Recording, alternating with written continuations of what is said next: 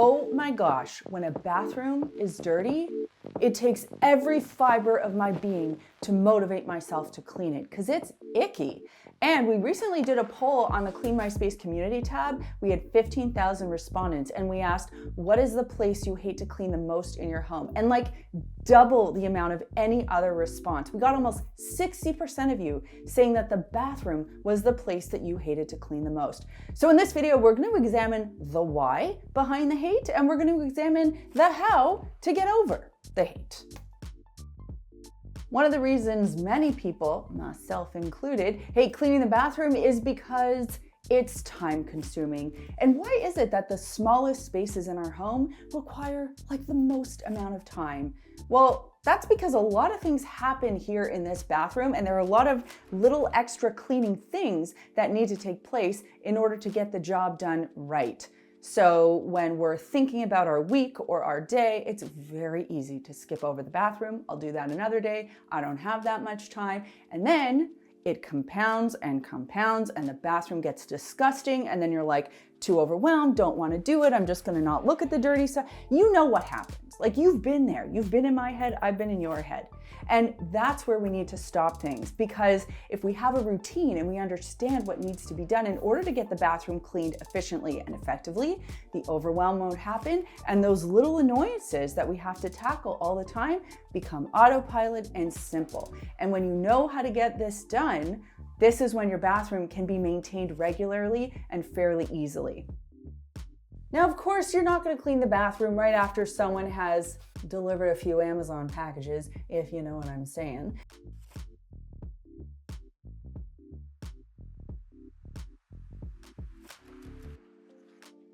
Bathrooms, they are smelly, so that can be a bit of a turnoff when it comes to cleaning them. And there are a few things that you can do to help combat this and make it a little bit more pleasant.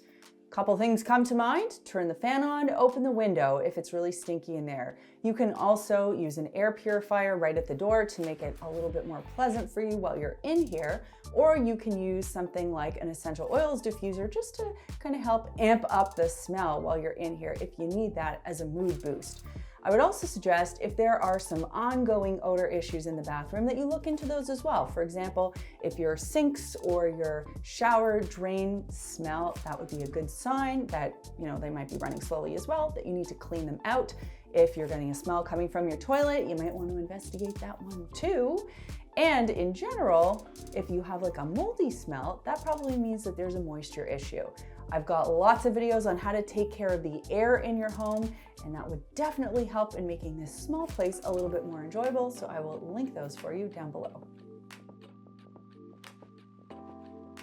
Some of the most panicked DMs and emails I get from the Clean My Space community has to do with hard water stains, and particularly from people who live in areas with hard water, because hard water, especially in a bathroom, is so hard to clean, whether it's on your fixtures like your faucets or build up in your shower from like drippy water. Hard water is hard enough to clean as it is, but if you live in an area with hard water, it is doubly hard. The only advice I can give you is to stay on top of it and use an appropriate product, whether it's a calcium lime rust remover or some sort of full strength vinegar, as long as it's safe for your surfaces. You just have to stay on top of it. You can get a water softener, and you can also squeegee your glass. And if you are doing that on a regular basis, you are not going to see the kind of hard water buildup that you would see without that same maintenance. And to me, when that stuff builds up, people feel super overwhelmed and definitely less motivated to clean the bathroom. The major turnoff whenever you step into a bath or shower is soap scum. And if you're not staying on top of cleaning your soap scum regularly, whether it's by using a squeegee or by using a proper cleaner, it will A, build up, and B, feel infinitely more gross every time you get in there. And I remember as a professional cleaner, when I first started out, I would get to people's homes for the first time and there was just like a gray coating. And I'm not judging, but what I am saying is it's just a sign of lack of maintenance. And if you're not staying on top of soap scum, it happens quickly and it feels yucky. There are really, really easy ways to deal with it. It's just a matter of making the time to do it. And it's not so effortful and time consuming. It's just like thinking about it so that you don't have to deal with the buildup later on. I also try to think about what's going on in the bathroom logically. I know the people who are using this bathroom. I mean, I'm married to one of them. I gave birth to the other one, so how gross can they really be? And the buildup of germs and bacteria, that happens everywhere around the world. So when I'm in the bathroom, I really just try to remind myself of these things. And when I did it for people professionally, I mean, it took a little bit more mental gymnastics, but as I said, I got there. And I'd love to know in the comments down below, what is the stumbling block for you? What is the hardest part about you wanting to clean the bathroom or getting motivated to clean it? Or what grosses you out the most? Let me know in the comments down below. Today, we're talking about how to clean the humble bathroom sink. Because I'm in my own house cleaning, my bathroom sink here is in pretty good shape. But if you're cleaning a bathroom sink for the first time, or you've encountered a particularly challenging sink in your home or a home you're cleaning, you would want to pre-treat first. And choosing the product would also be informed by how dirty or messy the sink actually is. If it's very dirty, very heavily soiled, you might want to use a product like Barkeeper's Friend. If it is just okay, you can use a little bit of dish soap. If it's just okay and you want a bit of extra abrasion, you can use dish soap with a little bit of baking soda, which is what I'm going to use. I'm going to do that by just generally applying it on the surface. I'll let it sit for a minute, and then I'll flip over to the scrubby side of my sponge and start to scrub. Now, there are several different ways that you can approach cleaning the basin of your sink. The method that I described is really great for regular maintenance. Even if you have a sink that is quite dirty, the same thing should work. However, you can leave your product wet on the surface to pre-treat for just a little bit longer, 5-10 minutes. As long as it's wet, it's really going to help break down some of that scummy buildup on the inside of the sink. Also, I'm using a double-sided non-scratching sponge. I don't want to scratch the surface here. You could also use a microfiber cloth if there wasn't much buildup that you needed to remove. You could even use something like a dish wand. So lots of different options here. The idea is you just want to make sure that you can get your sink scrubbed and clean and ready for the next step. This is where you might want to use a cleaning toothbrush. The drain, the overflow, and the drain cover have little nooks and crannies that need to be scrubbed. So you can use the same cleaning solution that you use to clean the basin of the sink, either a Barkeeper's Friend, another cream cleaner that you like, or the baking soda dish soap combination. By the way, that's an equal part mix that I'm using. And you can just give that a really good scrub. There's a lot of like sludge and slime that kind of builds up in there over time. It can be sort of brownish or black or discolored. It's really nasty. It's like really one of the nastiest things. So make sure that you're cleaning that on a somewhat regular basis. It also helps to get rid of odors. And by the way, when you see it, you're really gonna never wanna see it again. So it'll be a good motivator to clean. Now, the overflow is an area that we almost never think about cleaning. It exists so that if your sink fills up, water can drain through it so that you don't have an overflow. But we don't think about it, and toothpaste can drip in there and things can fall in. So you can clean it with a toothbrush, or you can even wrap your pinky finger with a cloth and just kind of give it a clean out that way. As long as it gets some TLC every now and then, it'll look good. And of course, a bathroom sink cleaning video wouldn't be complete without talking about the shiny star of the show, the faucets, and of course the faucet handles. These areas get grimy for other reasons. I mean, your hands are dirty, they get soap on them or toothpaste, other products, and your hands are constantly using the faucet handles, so that gets dirty. And then of course, it is the supplier of water. So you're going to get some hard water or some mineral buildup naturally. So you've got to deal with those two things. People always want to see a shiny faucet. The easiest way to get there is to just put a little bit of vinegar on a microfiber cloth after you've cleaned your faucet. And to clean your faucet, by the way, I'm using the same thing, dish soap, baking soda.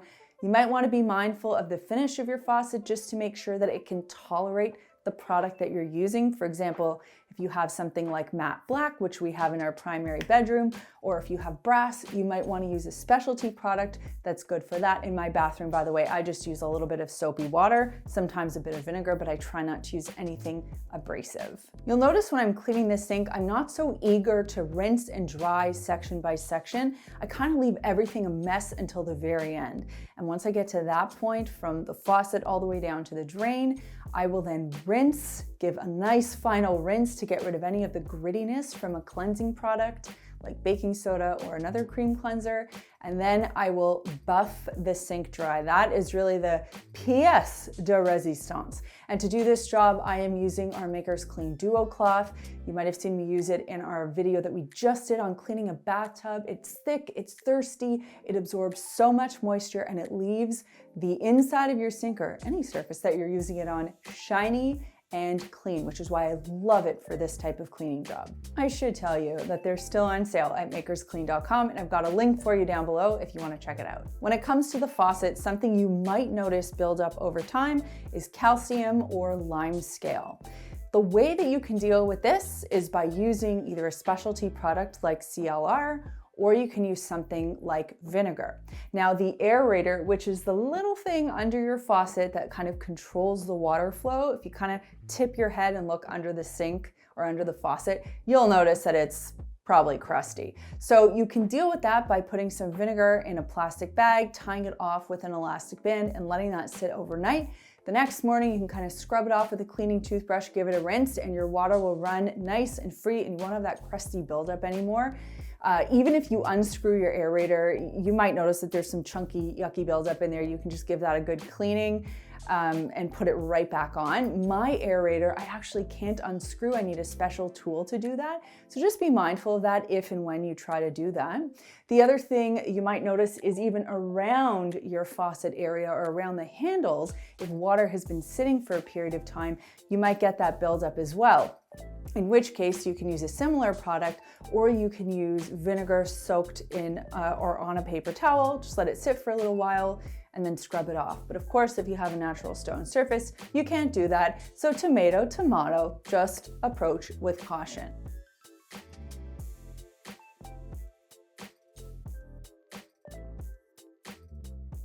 Today, we are talking about disgusting bathroom exhaust fan covers.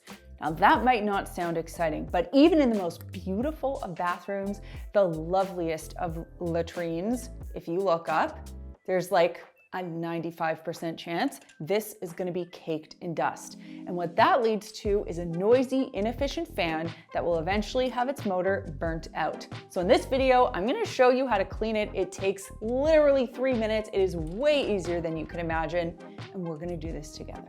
We'll start by removing the fan cover. So just understand the anatomy. It doesn't really have any grips on it. You're just going to grab either side and give it a light pull. You'll notice that it pulls down, but it has a bit of give, and that's because the fan cover has these metal clips.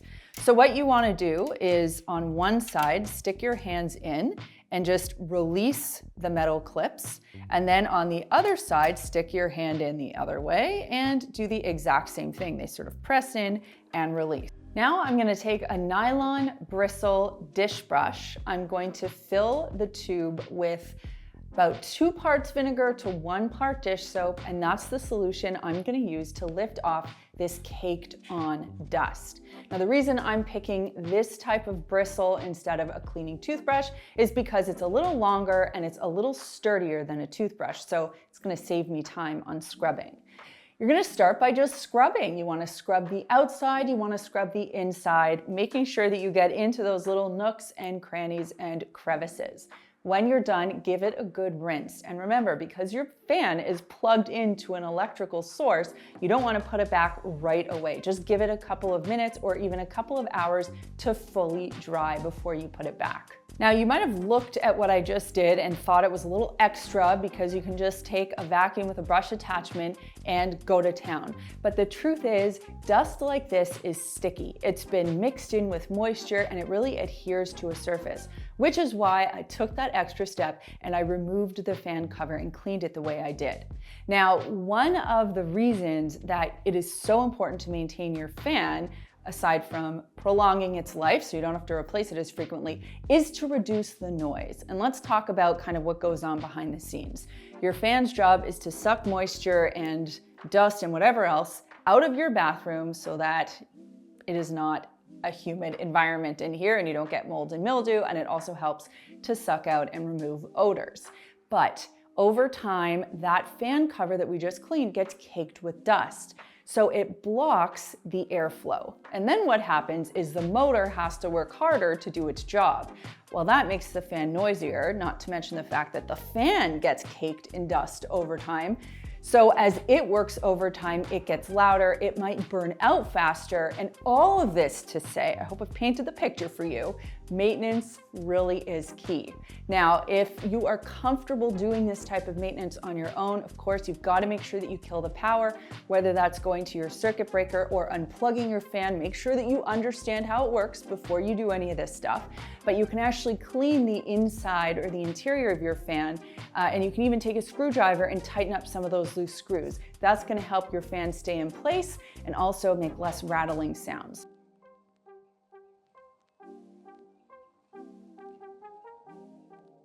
There are zillions of bathroom products that are out there, whether they're how to clean and organize your bathroom type products or bath and body type products. So in this video, I'm going to walk you through some of my favorite stuff that exists in these four walls in either category. And some of them are things that I make my own for very, very cheap. Some of them are things that are eco-conscious and have helped me reduce waste. I have so much to show you. So stick around and let's talk bathroom products.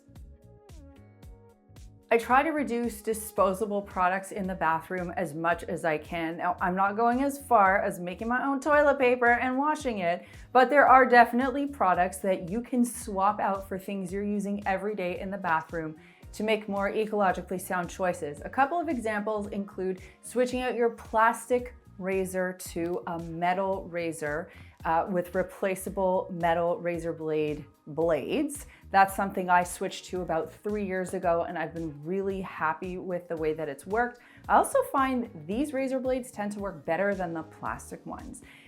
If you want to go completely product-free or tool-free on that, you can switch to body sugaring, which is definitely an adventure in and of itself, but I have tried it and it does work well. The next thing you can move away from is disposable makeup remover products like eye pads and face cloths. These use them once, they're saturated in product, and then you toss them. They're wasteful, we all know it, and they're expensive. A great alternative is, of course, the Maker's Luxury Face Cloth. They remove your makeup or any face treatments. You can use them just to wash your face every single day. You wash them. They are so easy to take care of. Makeup comes out of them. They're gentle and soft on your face. I have not used a disposable makeup remover product since switching to these. I love, love, love them, and we have been getting rave reviews about these. So just a really easy, simple swap out that you can do that will save you from pitching things in the garbage. We were just talking before we turned on the camera about how much we as a team talk about toilet bowl brushes and how utterly abnormal that is. But I have to tell you, there's a toilet bowl brush that I think really makes a difference in the bathroom. And it is this one. It's by Unger, and it's really cleverly designed. Let me show you why. First of all, it's open air. So you know the whole leave the toilet bowl brush under the toilet bowl lid so that it can drip dry thing that I always talk about? Well, if you don't want to do that, this thing is open air, so it has circulation. And then the bottom will capture any leftover liquid, and it's not plastic, it's rubbery, it's easy to clean, it's easy to wipe dry. It also clips into the top, meaning it's not going to jiggle around and slip around. I mean, again, it's not like a giant problem, but it's annoying enough, right? And then the third thing, the thing that is really cool about this is that half of it is concealed. So if you don't want anyone to have to look at your toilet bowl brush, and let's be honest, who wants to put their toilet bowl brush on display when a guest comes over? No one I know. You can just simply flip it around. It's like one of those drama faces, you know? Very easy. Such a smart little solution. It was an inexpensive toilet bowl brush. We have it and we like it. So that's why I wanted to talk about it. I wanted to find a good body butter recipe. I went right down the rabbit hole and I ended up coming up with this incredible recipe that I have been using on repeat. And I'm telling you, the raw ingredients that I buy are a fraction of the cost of what it would cost me to pick up a good quality, heavy-duty body butter that would keep my skin as moisturized as it needs to be during this crazy cold winter. I've put the whole recipe on our website, cleanmyspace.com, and I've added a link for you in the description box down below. I have my own little jar of baking soda in the bathroom that I use for a multitude of purposes for different bathroom things. It has replaced several products and saved me a ton of money because, of course, baking soda is dirt cheap, or I should say baking soda cheap at this point. First of all, I use it in lieu of an underarm deodorant or antiperspirant. Now, it's awkward, but if you ever meet me, you can smell. There's nothing going on there because baking soda's job is to remove odors entirely, to neutralize them, and it's fairly gentle on your skin. Now, for some people, it's not so gentle on your skin, so you always want to patch test and make sure it's okay. You don't want to put it on after you shave, so on and so forth, but it's a great alternative and you should totally give it a try. It's also a really nice, mild abrasive. We love it for cleaning for that purpose, but it's also really great if you want to do a bit of exfoliating either on your face. I actually use it on my lips quite a bit, so I'll just make a little paste and I'll clean up any dead skin on my lips, rinse, and done. If you have non-color treated hair, you can even add a teaspoon of it to your shampoo and massage your scalp for a nice clarifying wash. There are so many uses for baking soda in the bathroom. It is totally worth keeping a jar in there and saving yourself some money. To whip this up, get a clean spray bottle. You're gonna add a cup of white vinegar, a half cup of water, and 20 drops of tea tree essential oil. Shake it up and spritz this in the shower once you're done. This will dry, and the vinegar and the tea tree are really gonna send mold and mildew to the curb or packing or wherever it needs to go. It's just not gonna be in your shower. And for more of those recipes, you can see that recipe book link in the description down below. I haven't seen this enough, and I wish I did, because there are so many items in a bathroom that need to be recycled, and it is really annoying to have to schlep your recyclable item all the way from your bathroom to your recycling bin.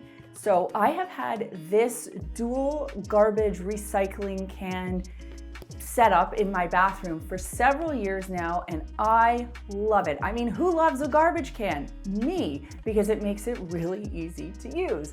And the way I've set it up is G is for garbage, gray, and white is for recycling. So that's how it works in our house. Toilet paper rolls, packaging, anything that can be recycled goes there. And then of course, the garbage goes in the garbage. It's so much easier to empty. You don't have to sort through yucky bathroom garbage to pick out your recyclables. It makes life so easy, and it is a really simple and space-saving solution for the bathroom. The best skincare products are often the ones that have been cooked up in someone's at-home kitchen and then of course manufactured and sold on a large scale for hundreds and hundreds of dollars. That is why I love keeping good quality skincare jars, spray bottles, or sometimes just a good jar. For example, my baking soda is in an Old Spice jar, and my DIY body butter, that's in a mason jar. I even reuse a bottle of face toner that had a really beautiful package and a really good quality sprayer, and I just refill that with less expensive stuff, so I didn't have to buy another spray bottle. I got a glass bottle of toner. Anyway, there's so many different ways that you can find useful ways to repurpose jars. And I want to be clear here, I'm not saying save all the jars. I'm saying be mindful about the jars that you do save them for a purpose, but then make sure that you use them in wise ways so that you're actually reducing waste down the line with other things that you're picking up for the bathroom. It's especially awesome if you do make your own skincare, hair care, body care products.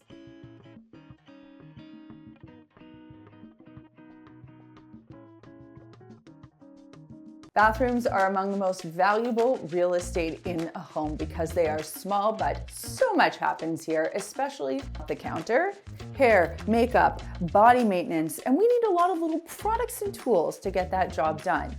But especially in a public bathroom in a home, if that stuff is cluttering up the counter, it just feels straight up awkward for a guest to use it. And let alone a guest, when you're coming into your bathroom, it feels overwhelming to find a product or a little bit of counter space if you've got tons of stuff on there.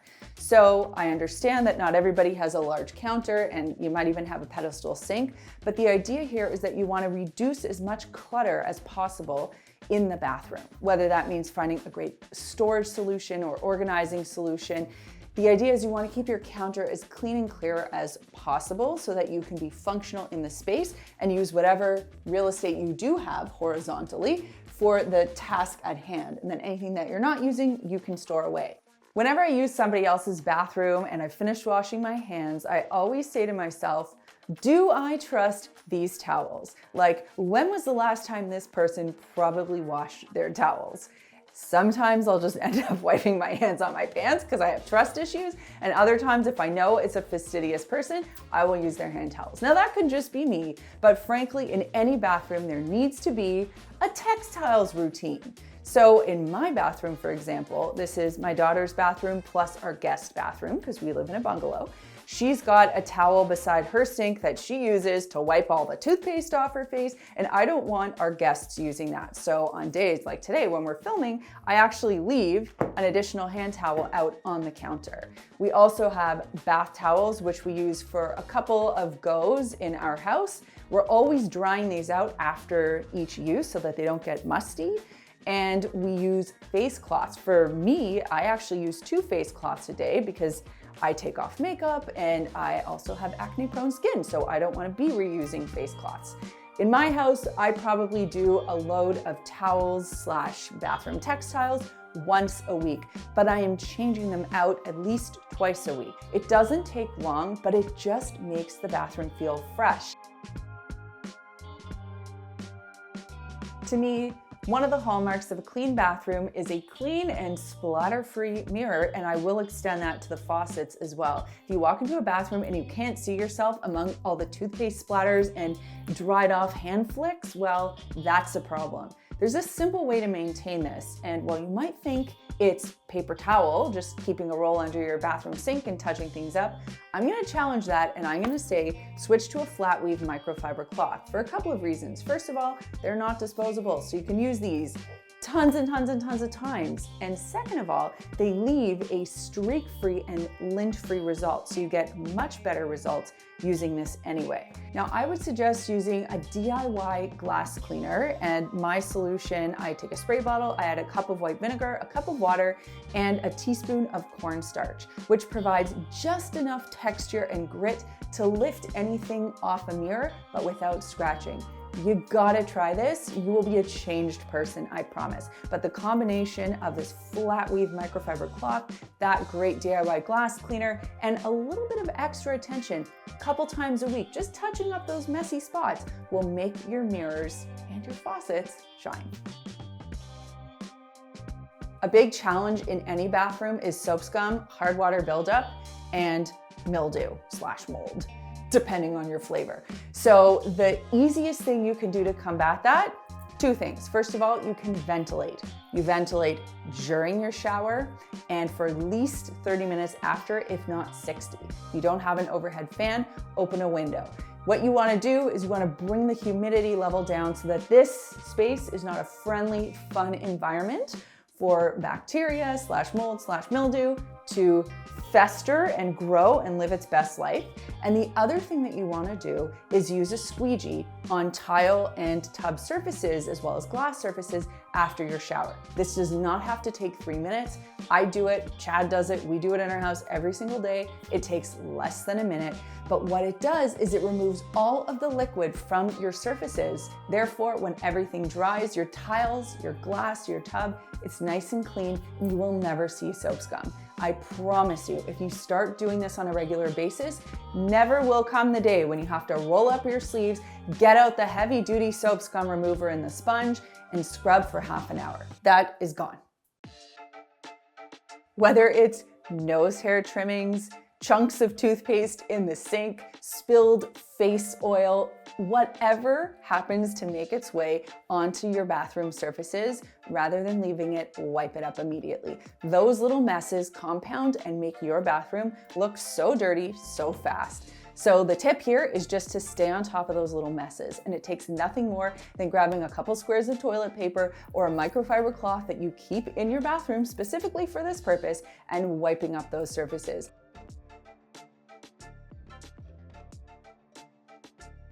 Every now and then you gotta shake it up, and you have to approach your room with fresh eyes and say, what am I missing here?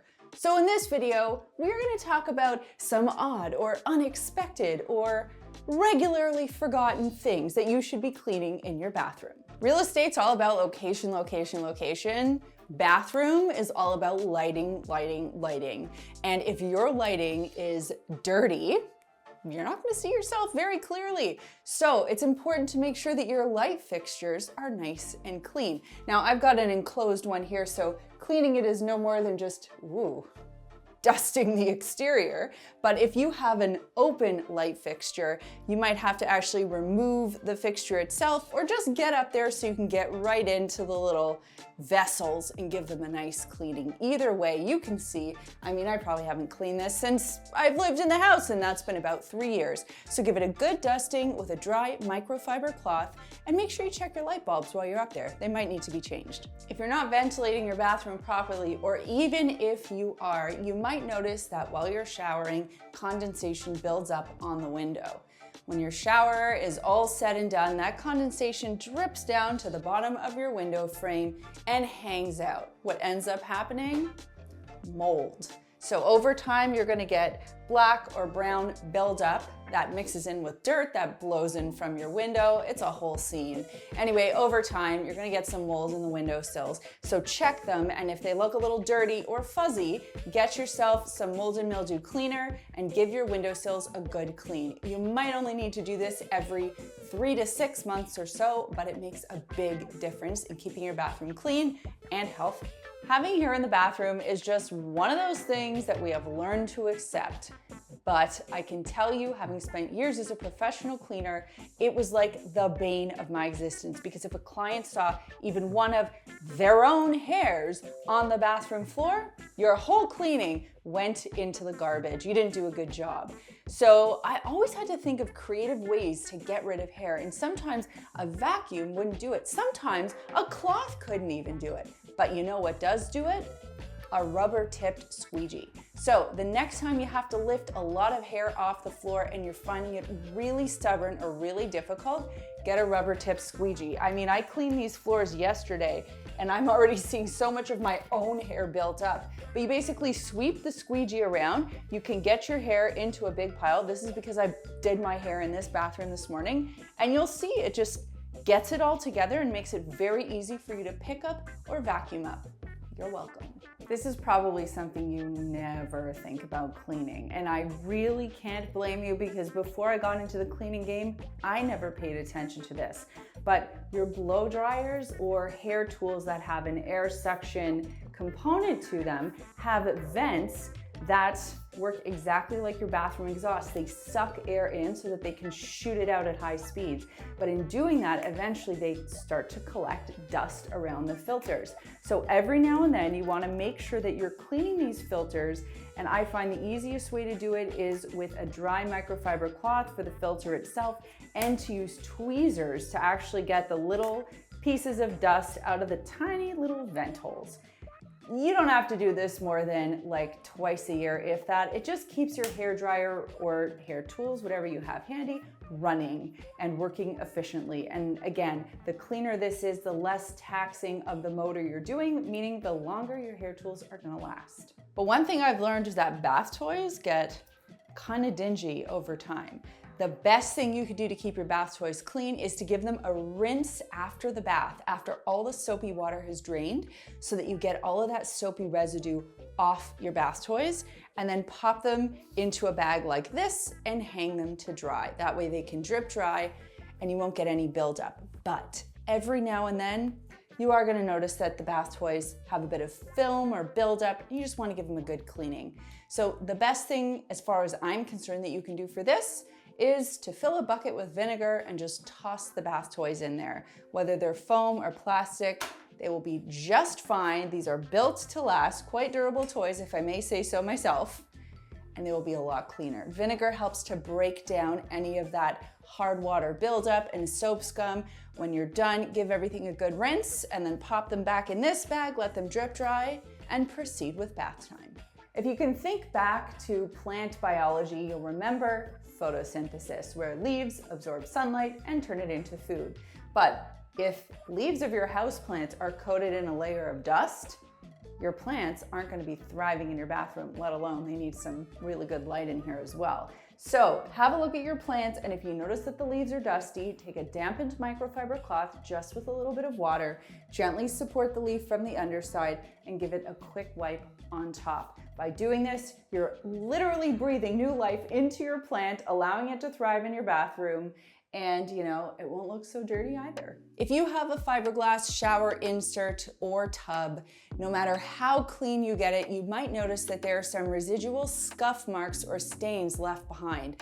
And that actually isn't dirt. It's more like the surface has a stain or a scuff mark on it. I don't know how else to explain it, but it happens, and it's not a messy thing. It's more like a surface finish thing that you've got to deal with. So I recently discovered a product. It's a polish or a cleaner for fiberglass. It works like a charm. You put a little dab onto the surface, you rub it with a microfiber cloth, you rinse it, it's done. It's like the easiest thing, and it makes your finishes look brand new. You can also use this on different surfaces in your home, like chromes and metals, so it is a handy little tube to have around. Typically, when you paint a bathroom, you choose paint that is wipeable or washable. It's a little bit glossier, and that is because it's more durable.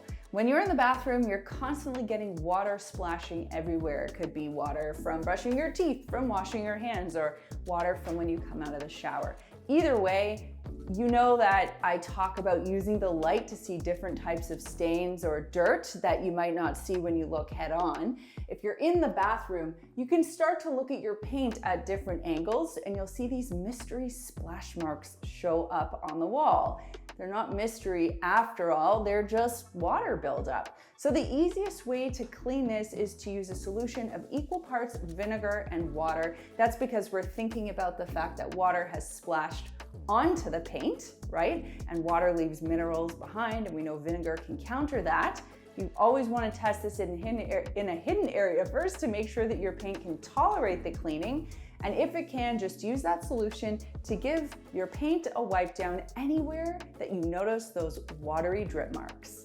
And that brings me to this week's comment question, which is, okay, we know that we see hair in the bathroom, and hair can be pretty contentious. It can be gut-wrenching. I mean, if it comes off your head, that's one thing, but the second you see someone else's hair, oh my gosh. So I'd like to know in the comments down below, where is the freakiest place that you have found someone else's hair? I mean, I am one of those people, like if there's hair in my food, I have to send it back. I just get really grossed out by other people's hair. So my grossest hair story is by far when I was in Niagara Falls and we went to a nice hotel. Not too nice, but nice enough. And Chad and I get in there and we look at the bed, and there's no pleasant way to say this. There was just a big, thick, curly pube right on the bed. That's my story. So let me know yours in the comments down below. Well, if you want to ace the rest of your bathroom cleaning, we've got a bathroom cleaning playlist that you can check out right over here. And if you haven't done so already, make sure that you subscribe to the Clean My Space channel. Thanks so much for watching, and we'll see you next time.